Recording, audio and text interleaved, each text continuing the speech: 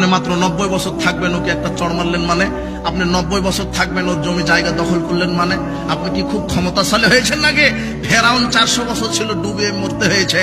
আরে নমরুদ অনেক ক্ষমতাশালী ছিল, জুতার বাড়ি খেয়ে বিদায় নিয়েছে। আজও যদি তুমি দুনিয়াকে প্রাধান্য দিতে গিয়ে মানুষের উপর, ইসলামের উপরে জুলুম করো, ফেরাউনের মতো, নমরুদের মতো শাস্তি দেওয়ার জন্য আল্লাহ আজও রেডি আছেন। যে ব্যক্তি মহাপরকাল, অসীম পরকালকে ভুলে গিয়ে মাত্র 90 বছর জীবনকে প্রাধান্য দিতে গিয়ে যারা পরকালকে বিক্রি করে দিয়েছে, এদের চাইতে ইতর জন্তু জানোয়ার, বোকা, গাধা, নিম্ন শ্রেণীর মানুষ পৃথিবীতে নেই।